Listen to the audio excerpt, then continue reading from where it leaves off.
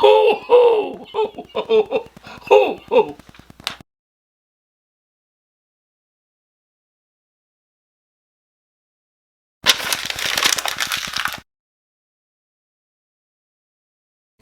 We've come a long, long way. I'm not afraid any longer. We've come a long, long way. Our love is getting stronger. We've come a long, long way, and the future's looking brighter. We've come a long, long way. Our love is so much tighter. Hi everybody, welcome back to my vlog. And I am en route to probably my last audition of 2019 right now. It's actually a print ad, I don't know much about it, but I'm actually looking forward to it because it's requiring me to have a dad bod. And I'm more than am sufficient under that response. But I just want to do a quick intro to say this is the second and final part of my interview with Mary Carrig. Stick around to the very end of the episode where she does her envelope of Mary, where I give her trivia questions about herself. And wow, she's good. She's very, very, very good. Let me give you a little bit heads up of where we were. She grew up in Cleveland, went to Bowling Green State University as a theater major, worked on the stage in Boston, met the man of her dreams, moved to Northern California, then moved to Southern California, and we pick up trying to audition for roles. She had a child who was throwing fisticuffs and high-sticking in the womb, and now she's getting back into trying to find stage work with her child in tow, who's only about 2 or 3 years old. So let's get. Became a mom. Was it difficult to become a mom and a working actress? Well, I took a few years off. I didn't go back to the theater until my son was 3. So Okay. I needed some time to, raise the kid. But he became like the theater kid. I remember we were doing tech rehearsal for a show in Hollywood at Colsack Theater, which is a great, wonderful company. And we were rehearsing, and I had to take him to the theater with me because my husband was out of town. And it was 11 o'clock or whatever, how late things go for tech rehearsals. And I turned around and I looked in the back, and he's asleep in the back row of the theater. And I was like, that's the theater kid that I want to raise. That you just bring him in. And he was like he was like that. He would, come with me to my classes, to my dance classes, to not so much to auditions, but he really grew up with the theater. And then he did Shakespeare training with Theatricum Botanicum from when he was age 5. Nice. So I feel like we speak the same language. When you started off in Hollywood, you were finding roles for yourself, and you kept on getting cast on 2 particular soap operas. One was a flight attendant on Bold and the Beautiful. The other one were... That was my first soap. Yeah, then you did Natalie in Young and the Restless. I did. That was a lovely role that started out as just one day, and then it went into a reoccurring co-star. So it was fantastic. Was that where you wanted to go at that point, you think, or just... Well, it was just always great to get the call to say, we need you again tomorrow, and to be able to work, and also the mileage that it gets, the people that I would hear from, like the Criminal Minds episode that I did, it runs like mad still, and it's really fun to hear from people, friends literally all over the world, that they'll say, I saw you on this, I saw you on that. And for me, that's the kick for me. You're still getting or have you even started the 20-cent residual checks yet? Those are usually at least $1, so I'm lucky. Saving up for something big. Good for you. Yeah. Another one of the passions that you discussed was hockey. Why, when I look at you, I obviously don't think hockey, but yet I know that a large part of your life is spent sitting in your season seats over at Staples Center, rooting for the black and royal purple. Yes, the LA Kings. Yes. First of all, can you skate? I used to figure skate when I was a kid. Wow. And that's really where it started, is at my own little home rink. The figure skaters would have their lessons, and then the hockey players would come in next. So you're 12 and 13 years old. Hormones? Yes. Okay. Hormones. So it was a pretty exciting place to be. And then going to Bowling Green, it's just a phenomenal hockey program. And several of my friends are in the NHL. And also Bowling Green brings in a lot of people Of course, to yeah. NHL. Well, it's not like they have that much of an outdoor swimming program because they hurt themselves a lot. Yeah. So yeah.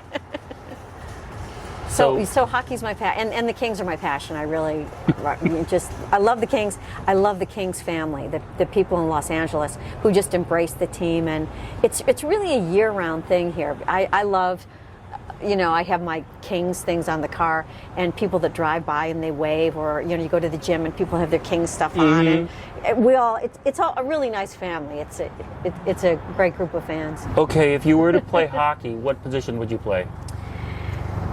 Oh my gosh. I would be the coach. That is such a cop-out. I'd be driving the Zamboni. What? No. That was one of my favorite moments. That was always my dream, to get to ride the Zamboni. And a couple years ago, a friend of mine arranged it as a surprise. Yes. And I got to ride the Zamboni at the Kings game. And everybody looking at you like, huh? And I was just in my glory. I remember you posted that on social media, and the look on your face was, hey, look at me, I just carjacked a Zamboni. Yeah. So at this that point, was fun. At this That point, was does fun. Bailey know you by a first name basis almost? Maybe not the current one. One of the past ones. Yeah. I Yeah, that's a would restraining hijack order. him quite a bit. Another one of your passions is Shakespeare.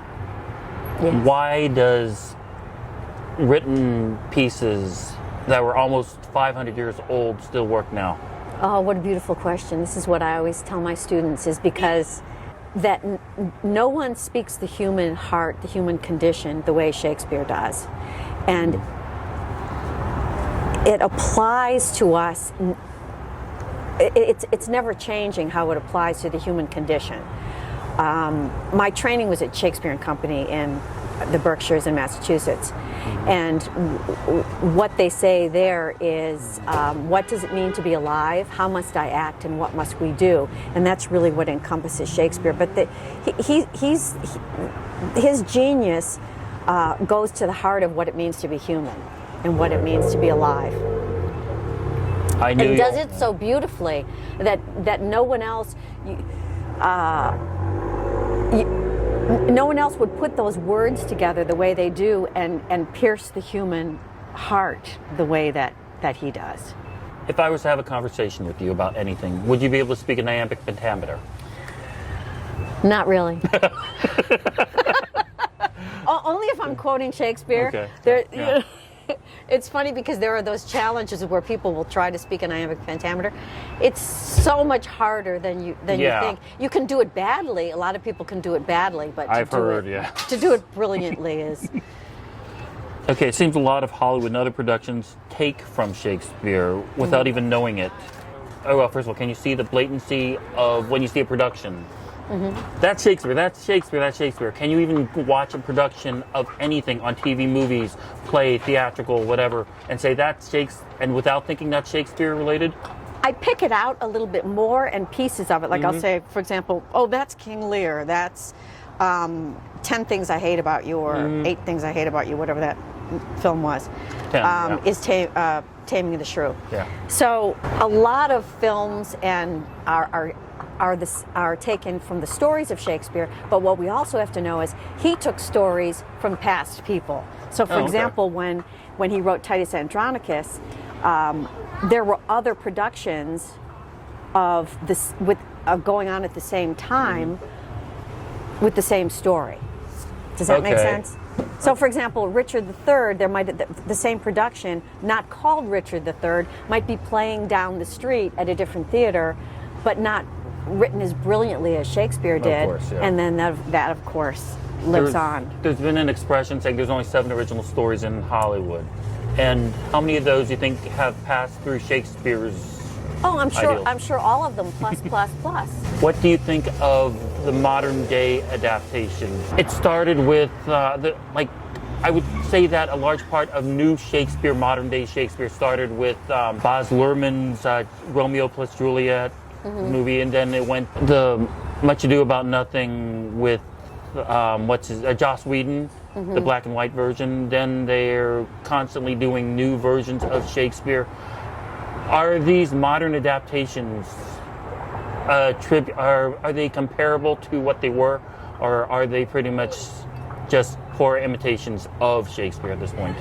Well, I think one thing it's important that new audiences, younger audiences, have to be constantly exposed. What I think, and as an educator, because I had my own youth Shakespeare company in the Conejo Valley, and I taught Shakespeare for several years, I think it's important as an educator that you get the foundation, like any education, reading, writing, arithmetic, right? Get the foundation of things. Same thing with Shakespeare, is learning the history, the structure of the verse, and getting that foundation. And then if you want to adapt it to something else, but my stickler is don't fool around with the verse. There are some companies that they say, well, let's put it in our own words. Well, what's the point?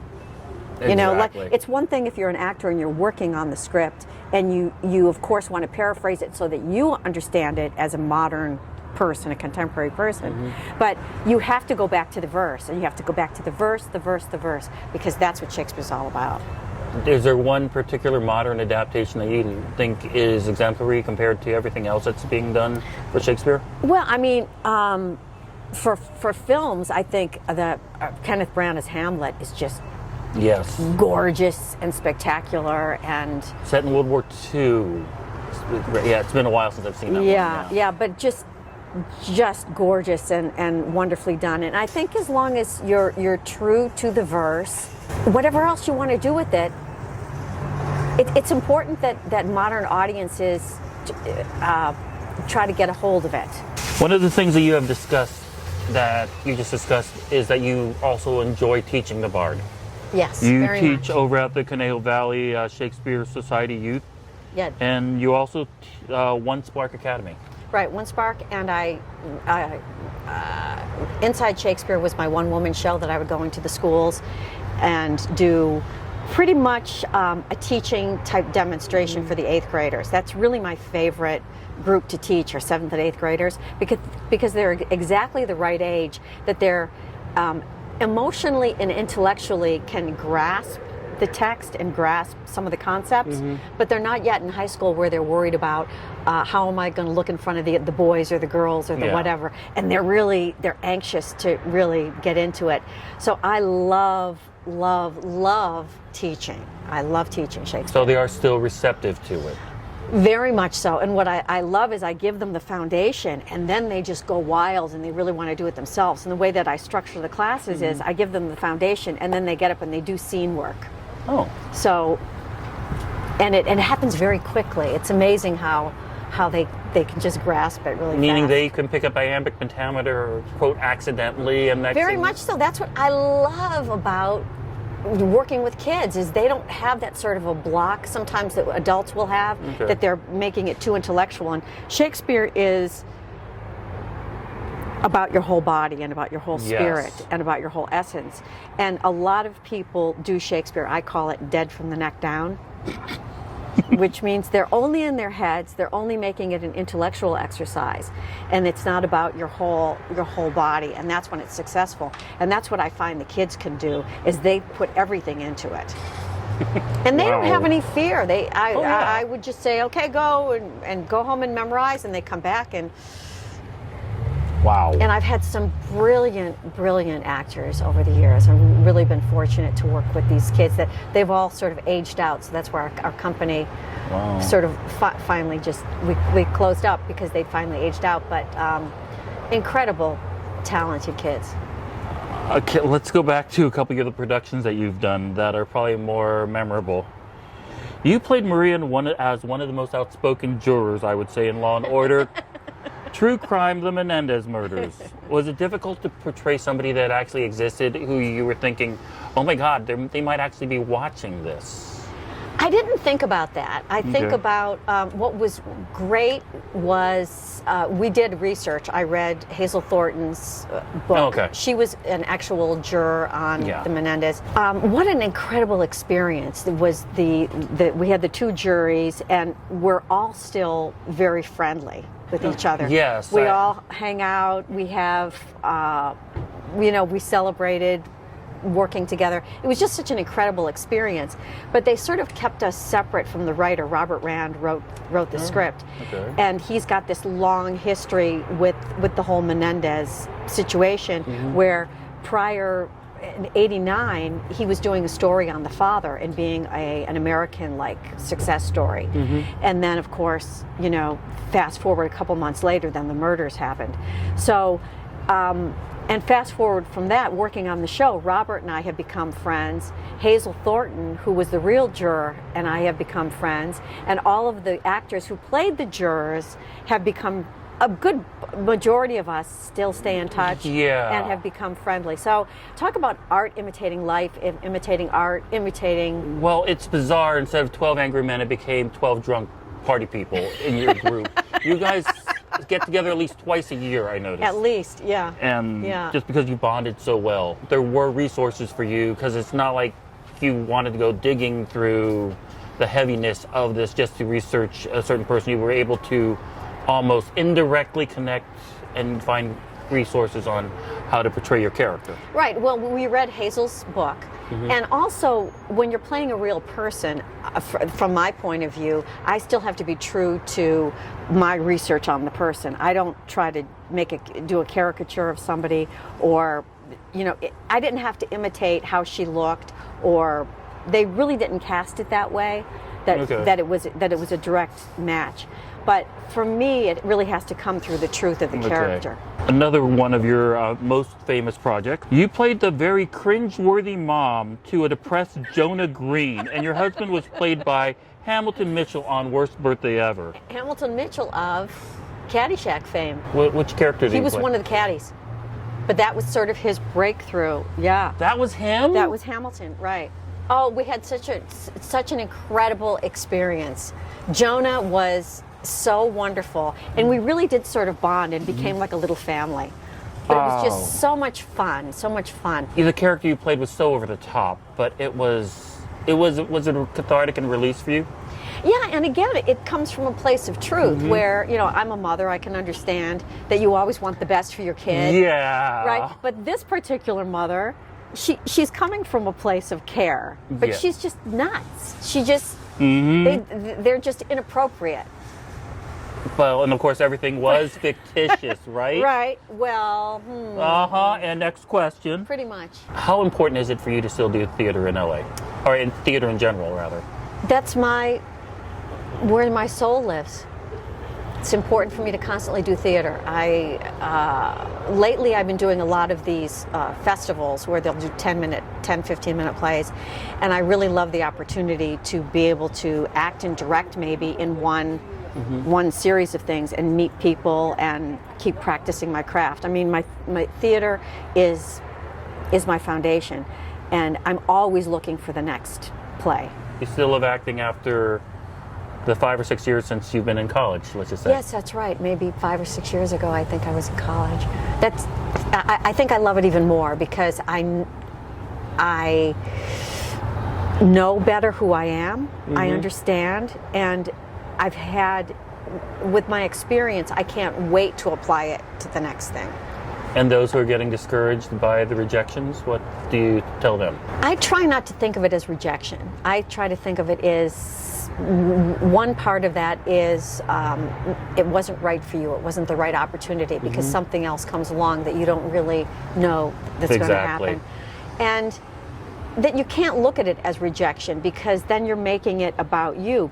And very, very often, it has to do with, and we hear this a lot, it has a lot to do with things that are out of our control. Maybe they changed the character, maybe they took the character out.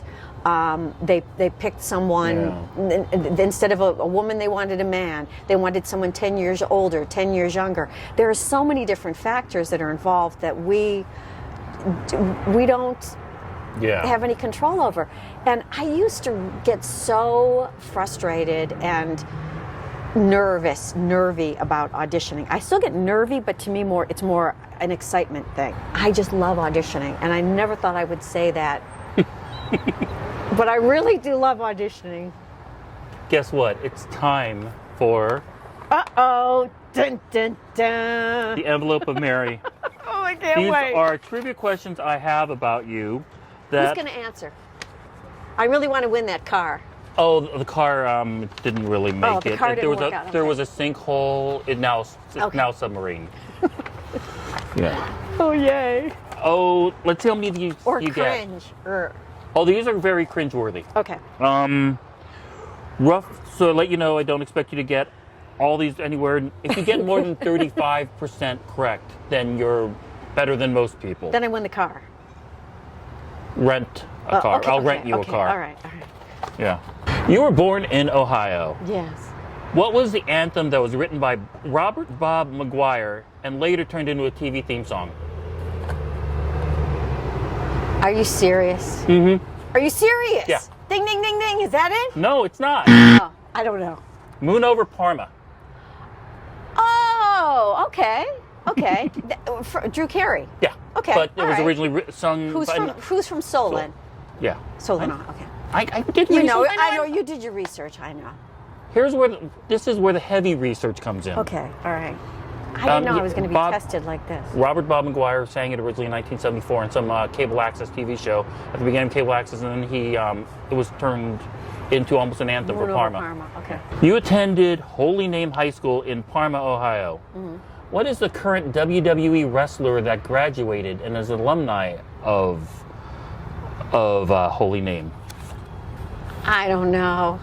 Her character name is Dana Brooks. I could not pronounce her real name, but So she's a wrestler. She's like 29 now. So you made it up, No, I didn't. pretty much. Okay. Yeah, nice try. Making up stories about Holy Name High School. Yes, Really? I would get struck by lightning so Do you fast. have a John Banachek question in there? Pro football player. No, Oh, I did, but I took Okay. it out because no. instead I found a better one. Okay. What current NCAA college football coach and former national champion coach attended Holy Name? I don't know. Frank Solish. Okay, Who ask is- me Bowling Green stuff.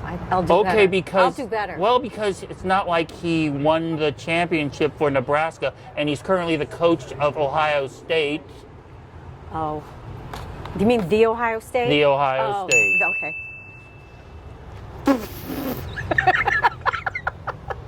Come on. What was Holy? Fine. What was Holy Name's Holy Name's Mask. motto? Oh shoot! Our mascot was the Green Wave. Yeah, I got is that the Green much. Wave. I got them. Or That was too easy. the Little Davids was also the other. It has to be. Oh my gosh. Something the school. To thine own self be true, and it must follow its night the day. Thou canst then be false to any man. Yes, you quoted it when it should have said, "The school's the thing." The school's the thing. Wherein we'll catch the conscience of the king. Oh, that's another one. Okay. Bowling Green University. Yay! Okay. Okay.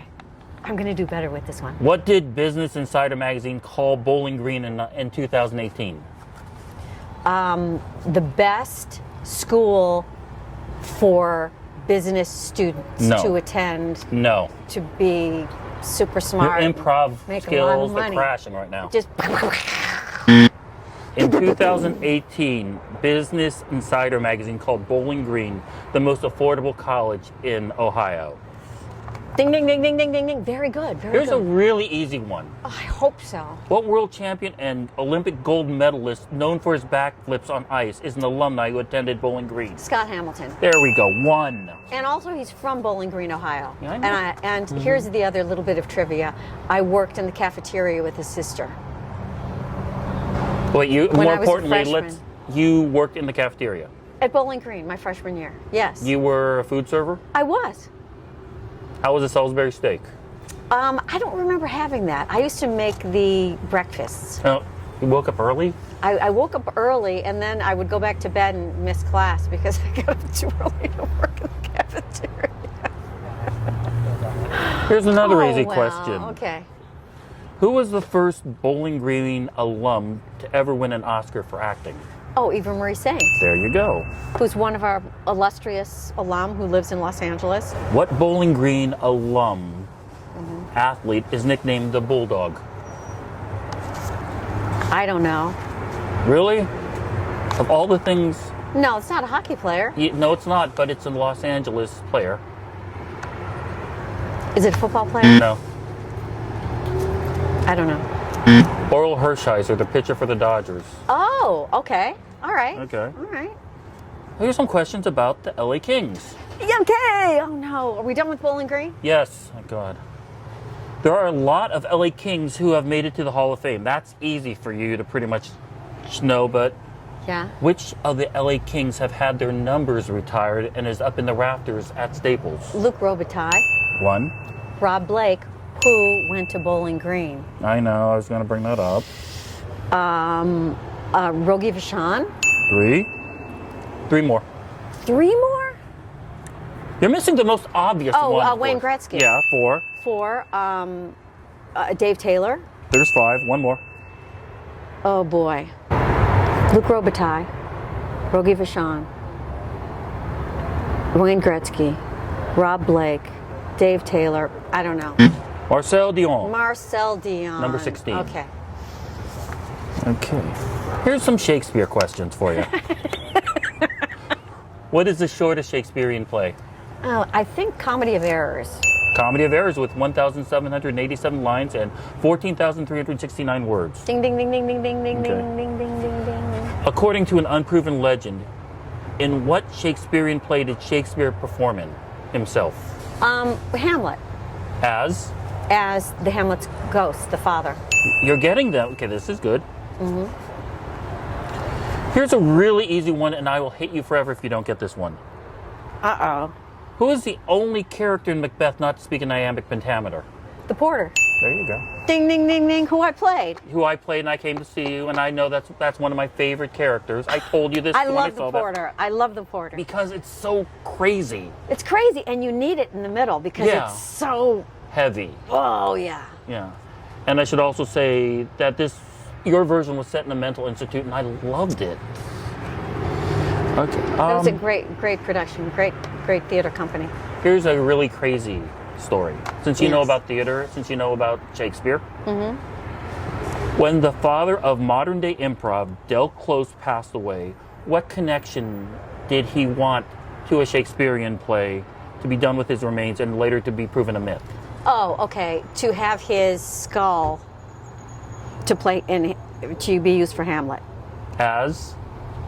as Yorick. You got it.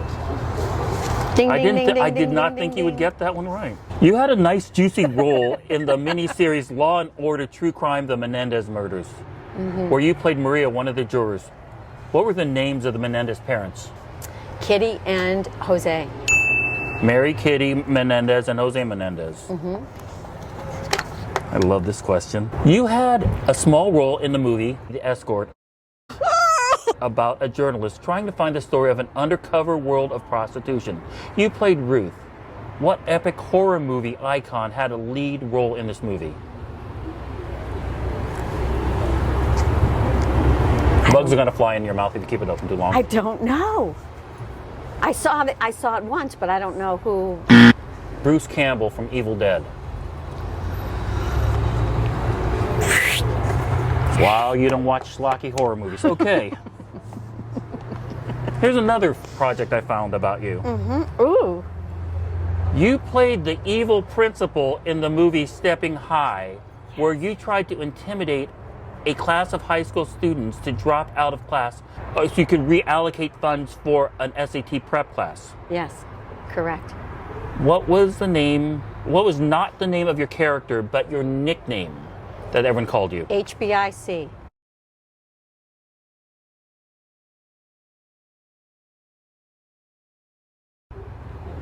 Using your first name, your first character name.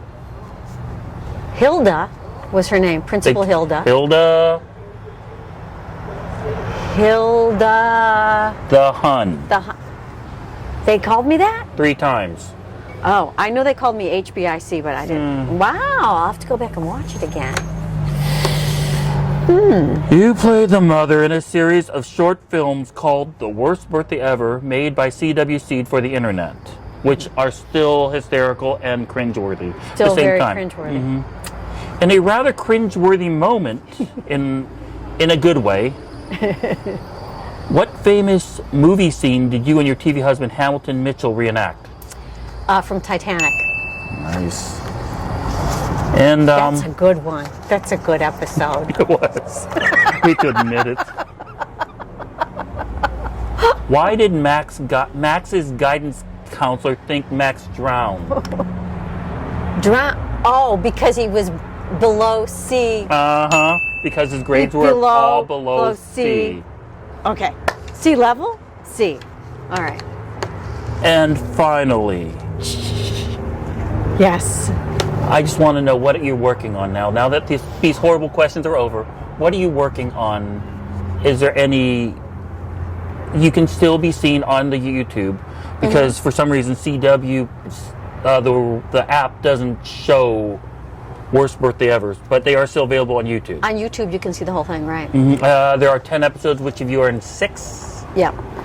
And Hamilton is in 7, and the kid is in 10. 10, right. Right. That was 2017, 2018? Yeah, I think 17. So that could still be seen. I'm sure that people can still find ways of watching the Menendez murders. Anything planned? I mean, it's funny. Things just keep popping up. I did a Twin Peaks episode. And that one, people tell me all the time that they see it over and over. Do you have anything else, like any theater plans for your... Well, I'm excited. A friend of mine who I just did the Titus production with, she played Titus and I played her brother Marcus, so we did the gender flip. We're taking up the challenge of reading the entire canon of Shakespeare next year in a group. I saw that. So someone else started it, but we're jumping in and we're starting our own group. So it's basically reading a full Shakespeare play a week in order to get through the entire canon. So we started a Facebook page and we're inviting people to join in on it. And it's basically going to be, we'll see what happens, but we want to work our way through the whole canon. What about the sonnets? No, just the canon for now. Okay. For now. And then I think that's enough. I think so. That's why I'm already intimidated by it when I saw the that's enough. Facebook request. And how will you be celebrating the holidays? Well, my birthday is right before Christmas, so I get that. I've sort of gotten over that I get ripped off. Which I don't really feel like I get ripped off. I feel like, oh, cool, everyone's decorated for my birthday. Look at all these pretty lights. I'm actually, this year, I want to do all little events. So my family's going to have the day before my birthday, and on my birthday they have something planned. And then what I want to do is have individual events with my friends. So I want to do one-on-one things with my friends. That's cool. So I'll take, a couple of people and go to lunch, and then somebody else and another friend of mine will go to a spa. So I really kind of want to stretch it out. But instead of having like a big party, I want to spend individual time with my friends. Very cool. And if somebody wants to follow you on social media, what would be the easiest way? Facebook, of course. I'm on there all the time, as you know, Mary Carrig. My Twitter is mcarrig. And my Instagram is just my name in all small letters, Mary Carrig. But it should be in big letters just because. Ta-da! Yeah. And LinkedIn I'm on too, which is funny. You're the only person I've ever known to admit to being in LinkedIn. Yeah, it's funny because I think it's the crossover stuff with the teaching. Yeah. And then also it expands my network of people, and it's just fun. I just love people, and I love meeting people, and I love people. So in any way that I can network and of course, if you would like to inquire with her about her acting skills, she is represented by the Peter Callantaris Agency. Hi, Peter. Thanks for joining us. I appreciate this a lot. My pleasure. It's my pleasure. Okay. Thank you. So that was my interview with Mary Carrig. Thank you so much. I swear she reads like a masterclass. That's why I wanted to interview her. There's nothing but genius there. So thank you so much. A couple things about Mary. I believe that she actually has the highest percentage of the questions from the quiz. I believe she's roughly at 52%, and that's a lot higher than most of the people that I asked these questions to. So congratulations. And one more thing about Mary. She was not able to talk about it during our interview, but now I can talk about this. She booked a commercial a couple weeks ago that she was not able to talk about, but now the commercial is airing on TV. So if you see a young woman going through a doggy door for Martinelli's advertisement, then yeah, that's Mary. That's the woman who I just interviewed. So congratulations. I'm glad you got a national commercial for that. And everybody, please drink sparkling apple cider.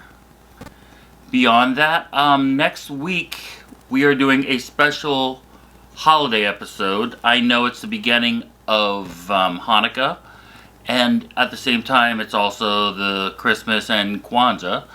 So I have a little bit of a wild short show that's planned that will be released next Tuesday on, I believe, Christmas Eve. My holiday wish is if I could get some more subscribers. That would be really great on YouTube.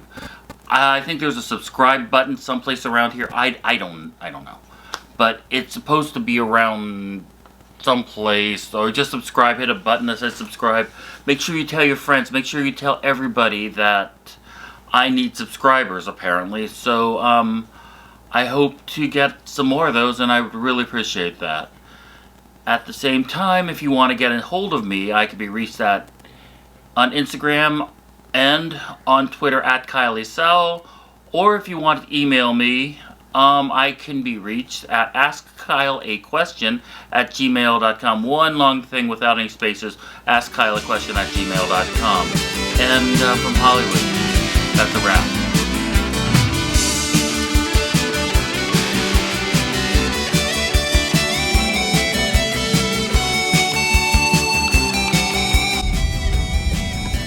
Hi everybody, and welcome back to my death.